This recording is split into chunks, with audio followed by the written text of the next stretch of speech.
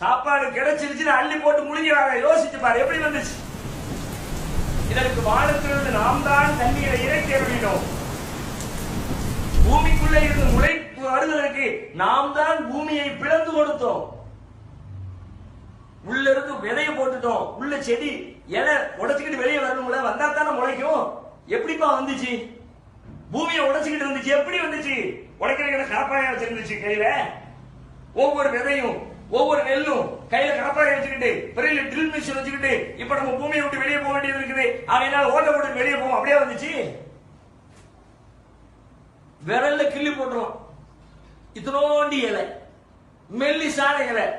அந்த மெல்லிய இலை உறுதிமிக்க இந்த பூமியை கிழித்துக் கொண்டு வெளியே வந்தது எப்படி? இறைவன் பதிலளிக்கிறான். சும்மா சக்கா, பிறகு அது வெளியே வருவதற்காக பூமியை நாம் தான் பிளந்து கொடுத்தோம்.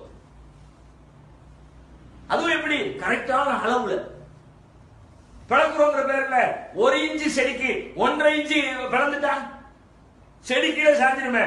எவ்வளவு பிளக்கிறோமோ அவ்வளவு பிளக்கிறோம்.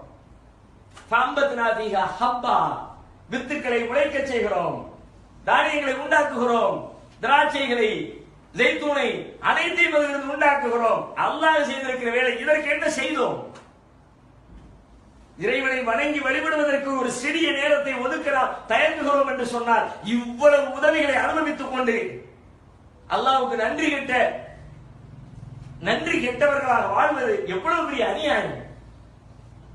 நாம் பிறருக்கு உதவி செய்கிற பொழுது அவன் நம்மிடத்திலே நன்றியோடு இருக்க வேண்டும் என்று எதிர்பார்க்கிறோமே, அல்லாஹ் செய்த உதவிக்கு நன்றி செலுத்துகிறோமா? நன்றிதான் நல்ல வாழ்க்கையினுடைய அடிப்படை, ஆதாரம், அஸ்திவாரம். ரப்புல் ஆலமீன் அவ்வளவு செய்திருக்கிறான்.